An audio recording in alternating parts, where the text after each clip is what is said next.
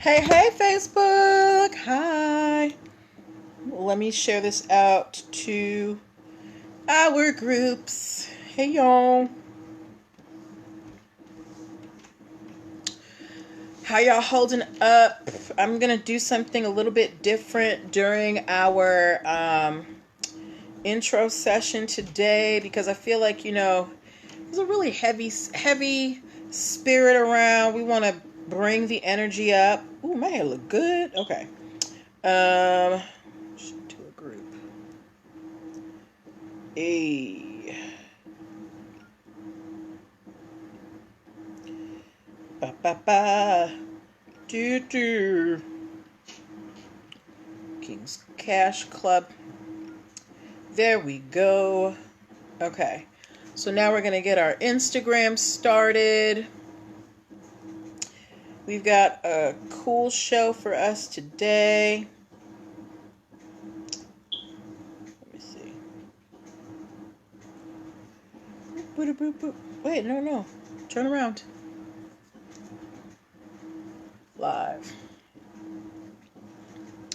Hey. Okay, let me put this title in.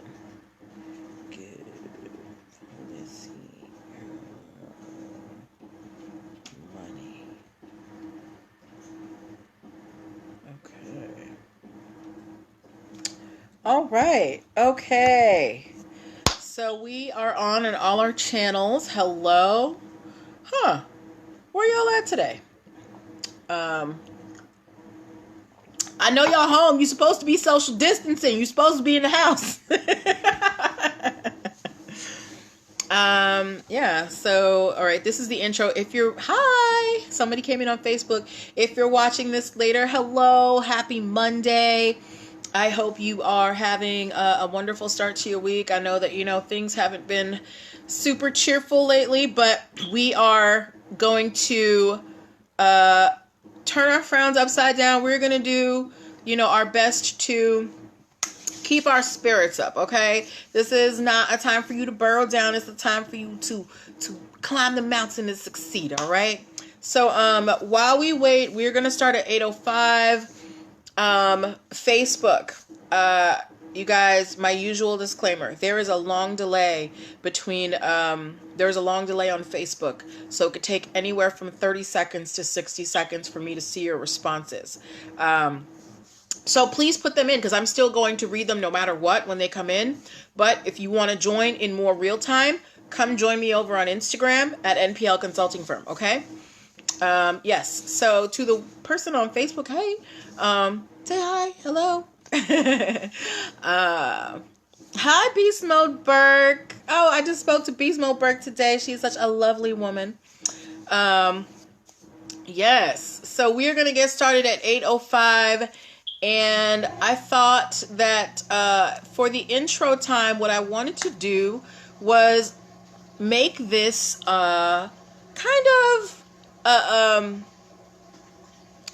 like a celebration time. So I'm introducing a new section today called We Gonna Be Alright, okay? And this is where I'm gonna ask you guys something good that has happened to you in the last, 24 to 72 hours.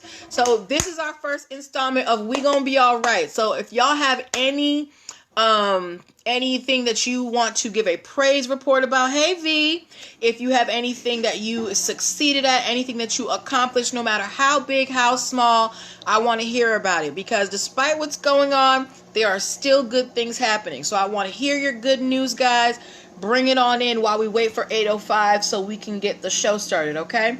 And I will start today. I paid off a bill that had been, nagging at me, and it's all paid off now. So thank you. Thank you. What else good happened? I was asked to speak at another conference. It's a virtual conference. I'm going to let you guys know about that in a few more days once I get all the details. Hey, Sincere 39. Sincere 39, we're trying something new today in the beginning, because I feel like everybody's kind of down. So we're doing a celebration time right now. I want you to tell me something good that happened to you in the last 24 to 72 hours. We're calling this segment We Gonna Be Alright, okay? So tell me something good that happened to you. Thank you, Beast Mode Berg. Yes, paid off the bill. Hey. So if you got some good news, give it to me, okay? We're getting started in about 1 minute. And I have an interesting story I want to tell you guys about. If I had to make the title a little bit more sexy because you guys wouldn't have thought it was interesting, but trust me, it's interesting, okay? All right. Make sure that you share this out at 8:05 to all your friends. You haven't, yes, praise report, you haven't caught the Rona. We gonna be all right. Yes, you haven't caught the Rona. All right, so we're going to get started very soon. I'm very glad that you haven't caught the Rona. And guys, if you make sure you're washing your hands. If you feel sick, stay home. Don't go out infecting other people. Let me tell you, in Maryland, they have shut down all of the bars, restaurants, and gyms for the foreseeable future. I think for the next couple weeks or so. So be careful. But yes, Sincere, he has not caught the Rona. All right, so we are getting started now, okay? Share this out to your friends, and let's, of course, I get this thing that always comes up. Sorry if you guys hear noise in the background. Hi, Alan Spain. Sorry if you guys hear noise in the background. I've kind of become OCD, in New Jersey too. I've kind of become OCD about my, not bringing germs into the house, and I'm basically doing small loads of laundry pretty much every other day because I don't want the Rona. Hi, Weekend Course Creator. All right, so let's get started for real now, all right? Whew, yes. Tanya says she don't have the coconut virus. All right. Welcome. Happy Monday, everybody. How are you guys doing? Welcome to NPL Legal Dish. I am Natalie Pierre-Lewis. I am the host of the show and the owner and operator of NPL Consulting LLC, a business formation firm. What that means is I help people like yourself get your business paperwork together. So if you need help with EIN numbers, registering your business with the state, DUNS numbers, contracts, basic brand protection strategies, hiring employees properly, operating agreements, partnership agreements, I help you with all of that, okay? Why am I qualified to help you with all of that? I'm a licensed attorney, have been one for 14 years and counting. I have started multiple businesses for myself and others, both online and offline. I have had many careers in the realms of entrepreneurship, the law, education, hospitality, and administrative support. And most important, I'm very passionate about making business and legal education as accessible to everyone as possible. Not everybody has the time, the money, or the desire to go to business school or to law school, but so many of you have amazing business ideas. And if you're going to make it in business, there's just some things you need to know. And that's how it works. All right. So if you want to work with me to get that dream business off the ground, y'all got some time on your hands since you're supposed to be self-quarantining. Go to the link in my bio, linktr.ee/NPL Consulting Firm, and book yourself a free 15-minute consultation if you are a first-time client. Also, you want to download the Biz Launch Cheat Sheet. It is totally free, and it will help you get your dream business started in 7 days or less. Couple of other things that I wanted to remind you about. So this whole situation was unforeseen, and a lot of you, you may have had to cancel contracts or, push things back with your clients. And you may need to update your contracts to reflect things like this. What's your cancellation policy? What's your refund policy? So I do have a service that you can book using the link in my bio to get your contracts reviewed to make sure you cover yourself. All right. Yes. Tanya said North Carolina schools are closed for 2 weeks. Girl, schools in Boston are closed for 6 weeks. Okay. Beastmo Berg said, right, let's get these businesses legal while quarantined. That's right. Be productive. Yes, but that's enough. That's enough about what I do, what we're here for. We are here for the show.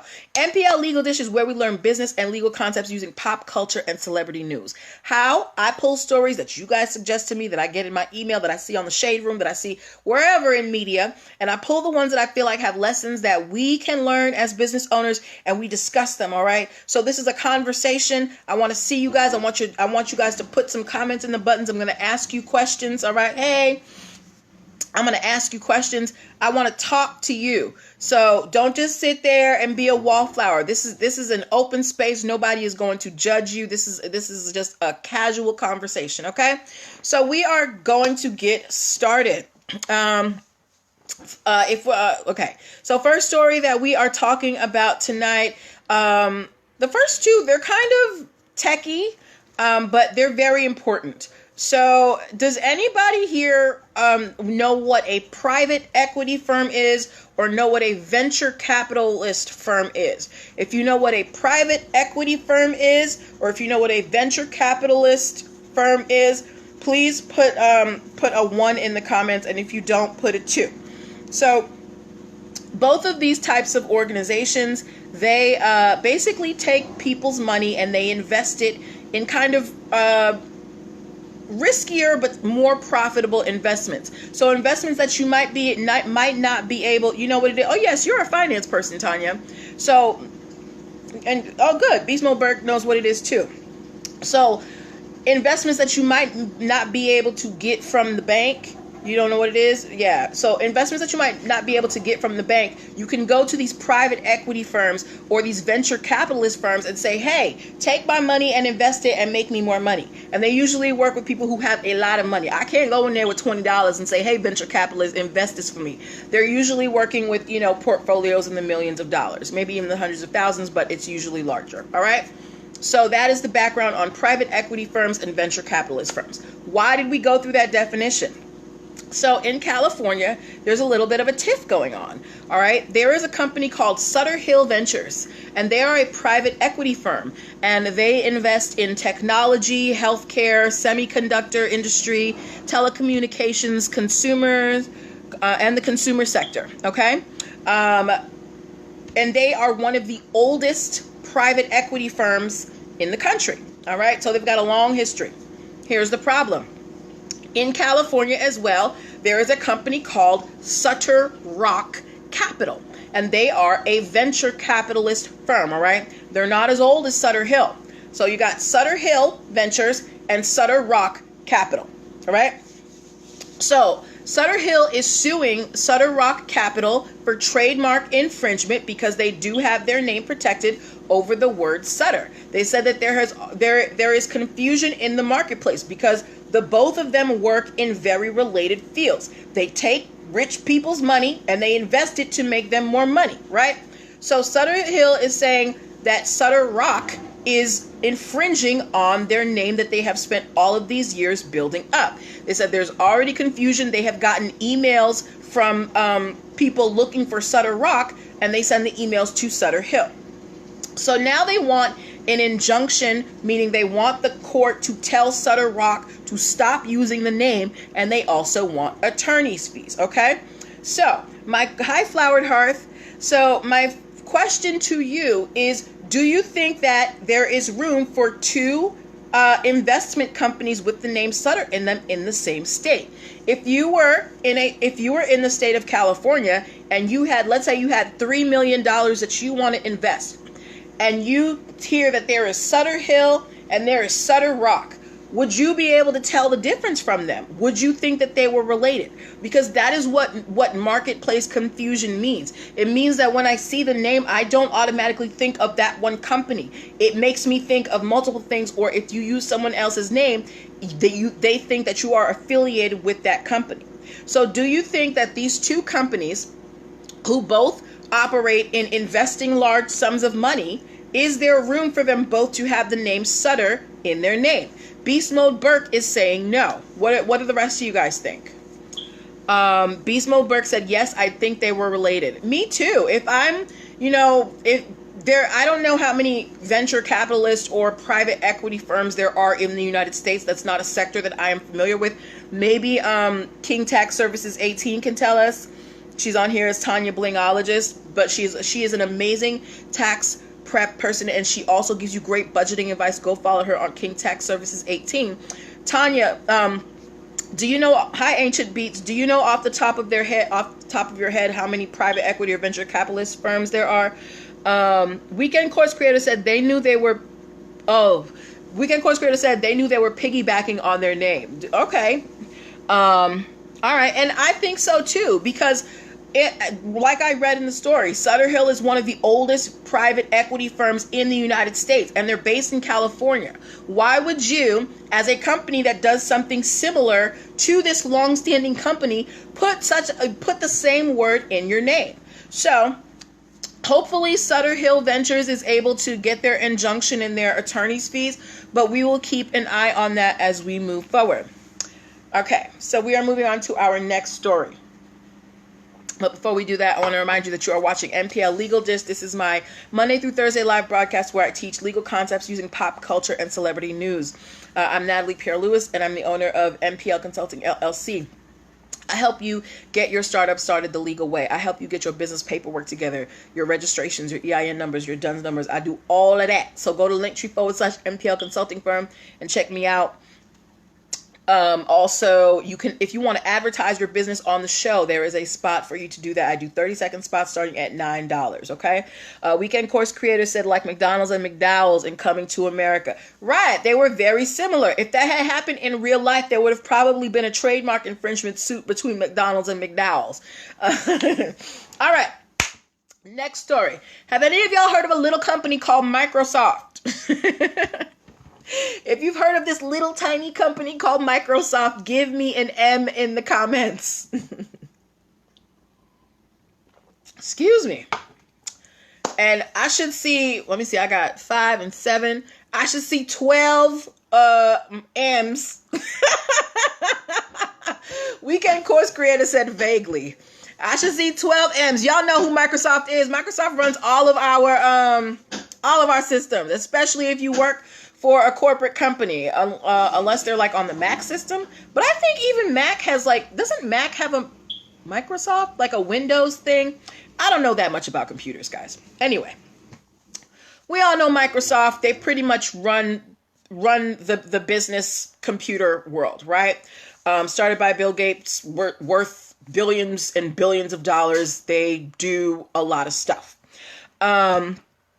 We also know that there are a lot of companies out there that, or not companies, but people out there who are, I don't know if they just don't have anything better to do with their time, or they are just too lazy to go out and get a job, but they make malware and they use it to infect computers and steal your financial information and wreak havoc, right?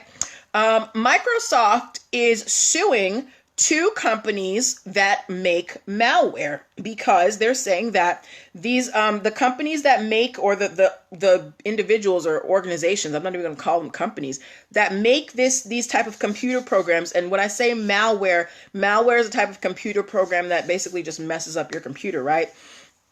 So this malware that these organizations create, when they get onto your computer, they disguise themselves and they hide in the programming, and you don't know that it's malware. You just think that your computer is messing up, right? And not only that, when the malware, it will send you spam emails, it will steal financial info, it will steal personal info. And it was, hey, New Haitian, and it was invading Microsoft systems. So Microsoft, while they don't know the names of the people who created these programs, they have still filed suit against them in court for tarnishing Microsoft's image, because their argument is, you can't tell when these programs are on your computer. So when people's computers are glitching or their information gets stolen, they think that it's a problem with Microsoft's system. So Microsoft is saying that these malware creators, they are tarnishing Microsoft's image because you cannot differentiate the malware from the Microsoft programming. So what do you guys think about that argument? Do you think that that is a valid argument? I'm not into computers. I don't know how computer programming works. But to me, it makes sense that if you create something that is specifically designed to wreak havoc in people's lives, and people cannot detect that you did it, and then you hide it in someone else's product that's supposed to help people, you are damaging their reputation. It's like putting, let's say, so I used to watch, there was this show I watched, and this girl wanted to mess up this other girl's brownies. So she replaced the sugar that she was supposed to put in there with salt. So the sugar, you look at it and you're like, oh, this is sugar. Great, great, great. But then there's salt inside. You don't know that it's salt because it didn't say that it's salt. So when you put it in the brownies and the brownies come out bad, you're like, oh, what happened? This isn't sweet at all. What kind of sugar is this? Right? So that is what Microsoft is arguing. So do you think that that is a good argument by Microsoft? And two, do you think, how do you sue who you don't know? Do they know the companies? Well, they have sued them as John Doe 1 and John Doe 2. It is possible to sue someone even if you don't have their name. It just gets a little bit complicated. They're technically they're still looking for the people, but they have filed this suit and they are still in the progress of trying to find the creators of this program. But they know that this program exists. It's called the Neckers Botnet, NECURSBOTNET. So I this much I know about computer programming. It's like writing a book. You know, there people can kind of identify coding in different places. They can identify coding that comes from somewhere. So they probably have people at Microsoft right now, like really inspecting this coding and trying to figure out where it originates from. All right. So do you think that Microsoft will be successful in finding the originators of this botnet, of this spamware, of this malware? Microsoft, it has millions of dollars. They had to file a John Doe suit. And while I totally fear for them and they've built up their name and they should be defending their name because this malware is ruining their reputation, I don't hold out a lot of hope that they're going to be able to find these malware creators, because a lot of times they're not in the United States, or, you know, they're very sophisticated. They hide behind a lot of firewalls. But I hope that Microsoft, with all of their resources, would be able to find these people. But what do you guys think? Do you think that Microsoft is going to be able to find who is actually creating the Neckers botnet? Ooh, excuse me. All right, I'm going to give y'all like 30 more seconds to put your responses in, and then we're going to move on to our last story, which I am very excited about. If you saw my post today, you kind of know a little bit of what I'm going to talk about. Weekend Course Creator said no, she doesn't think that they're going to be able to find them. I don't think so either. But, you know, you got to try. You have to defend your name out there, because if you don't, like, you could lose, you know, the power behind it. All right. So guys, we are on to our last story for the evening, which is my favorite. I'm going to tell you the history of the Monopoly game. I know it doesn't necessarily sound that exciting right now, but it actually comes in nicely with what we do, because this is a story of why patents are important. Hi, Sunny, to me. The history of the Monopoly game is like a prime example of why patents are important. Okay, so if you didn't know, the Monopoly game was actually invented by a woman named Lizzie Maggie in 1903. She was a Quaker, and it was originally called the Landlord's Game, and the purpose of the game was to teach about the ills of capitalism. So the original purpose of what we now know as the Monopoly game was to teach us that having a monopoly was bad. All right. Here's where things get dicey. So Lizzie, you know, she did her game. She was going around showing people her game. She wasn't really trying to do anything with it, but Lizzie was smart, and she got a patent for her game in 1904. So as Lizzie's going around showing people the game, trying to, you know, convert them to, you know, being better people in their lives or whatever, she shared the game with a friend called Charles Darrow.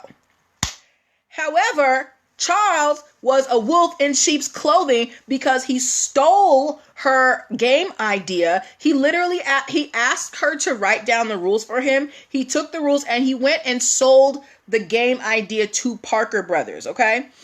Beast Mode is laughing at me.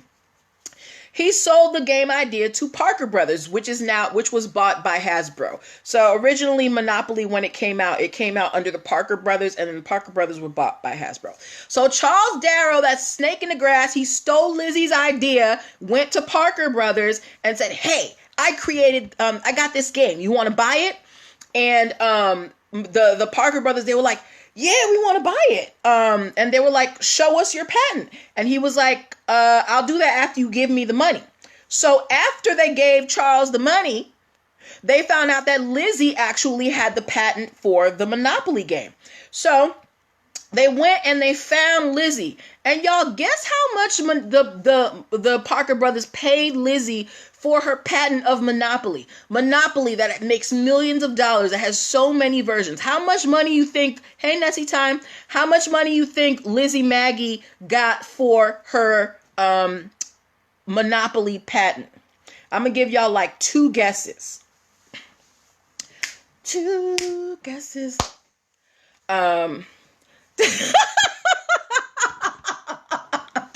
Weekend Quotes Creator says she got $27.99. She not that low, girl. Give me a little something. Come on. It was so when they to give you some context, when they found Lizzie, it was around 1935. So how much do you think they gave Lizzie in 1935? Bismo Burke said $100. Nope. They gave Lizzie a grand total of $500. And they said that they would, help her develop some more games. Now, apparently her other games were not that popular, but we have seen the popularity of Monopoly. And Lizzie only got $500. But why I like this story is because at least she got the recognition. Because had she not had a patent, we wouldn't even know her name. All right? Next time, yes, Monopoly was invented by this lady named Lizzie Maggie, and the idea was stolen from her and sold to Parker Brothers. And Parker Brothers realized she had a patent for it, went and found her, and only paid her $500. That's what they offered her. So the reason why I like this story is because at least she had a patent so that there was a record of her ownership. Because like I said, we would not know her name otherwise because Charles stole her idea. And at least Lizzie got something for her idea, and we now know her. I wish there was some way to go back and, maybe, I don't know, give reparations to her family or something. Does she have kids? Does she have great-grandkids? It was only 1935. What's that, like 60, 70 years? Somebody got to be alive. But that is, if you want to know like more details, because I'm giving you a very truncated version of this story. This was in the early 1900s, Nessie time. Nobody was really hiring lawyers like that. And also Lizzie Maggie, she was a Quaker, and they didn't really do the legal system like that. They're very religious. They're very kind of like, be at peace with your fellow man. So I'm not surprised that she did not file suit against the Parker brothers or Charles Darrow, because that's not in their belief system. Okay. But yes, so what was I saying? I forget what I was saying, but yes, I remember now. So if you want to hear like all of the details of this story, I heard it on this podcast called Stuff You Should Know. It's a really great podcast. They talk about everything on there. I was listening to the episode this weekend, and it's called How Monopoly Works.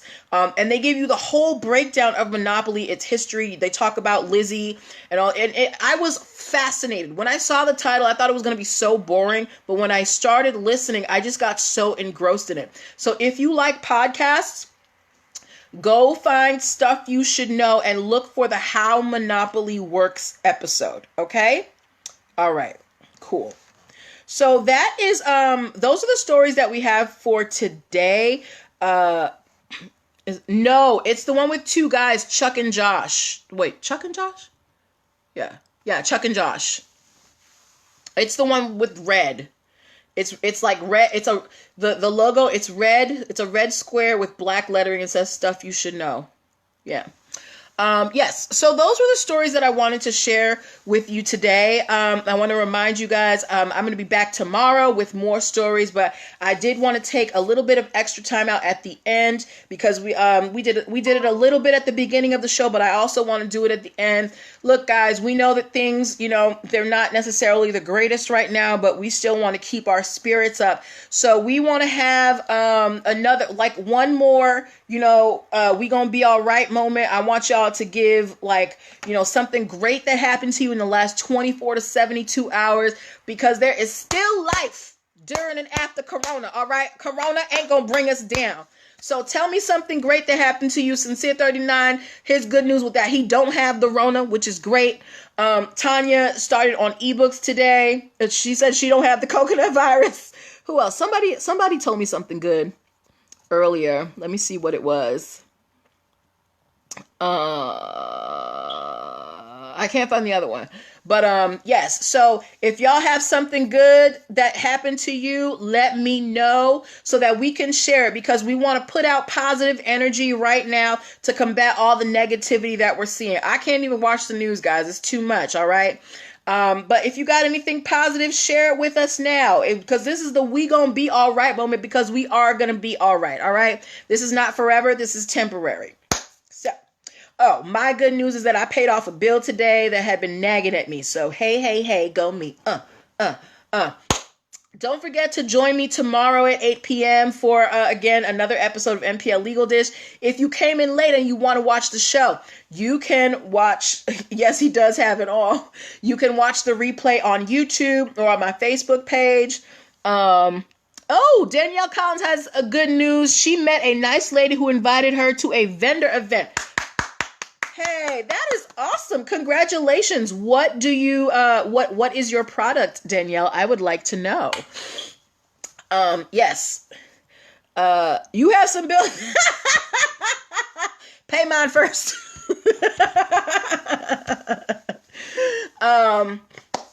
Yes. So, what else? Yeah. Yeah, you can watch the replays on YouTube and Facebook. If you want to subscribe to my YouTube channel, go to linktr.ee/NPL Consulting Firm. Oh, you make tumbler cups? Oh, look, okay. Tumblers are awesome. You can subscribe to my YouTube channel, linktr.ee/NPL Consulting Firm. You can also subscribe to the podcast. If you can't necessarily watch the video replay, you can at least listen to it. Remember I was promoting that conference Movement Con has been postponed due to everything that's happening, but I do have a conference that I will be speaking at in June. It's going to be a virtual conference, so it's going to be online, and it is a women's summit. So all you ladies here, if you got, I'm going to be posting about it later in the week. But it is free to attend. You just have to register. It's going to be an empowering, edifying, and educational experience for the ladies. So I'm very excited about it. Make sure that we are still talking about DUNS numbers this month, guys. A lot of you guys, if you have products and you want to get them into big stores, or if you have a business that you want to get a federal contract for, or you want a business loan, you need a DUNS number, okay? Your DUNS number is your business passport. It's going to get you into places that your EIN number can't get you. Excuse me. It's how banks are going to check your business credit. It's how potential vendors are going to check your supply history. If you are an iOS developer, you need a DUNS number to be an iOS developer. They won't let you do it otherwise. Okay, so I actually have a post from last week where I tell you the 10 reasons why you need a DUNS number. So go check that out, okay? You can pick that up using the link in my bio, linktr.ee/NPL Consulting Firm. Join me here tomorrow night again. Come with your, we gonna be all right stories, because we are going to do this every time until we are through, all right? We are going to bring positive energy at this time and not let all the negativity get to us, all right? So, have a great night, guys. Thank you for joining me. Thank you for your energy. Thank you for your participation. Take care of yourselves. Don't catch the Rona. Wash your hands. Sleep and eat well, okay? Bye.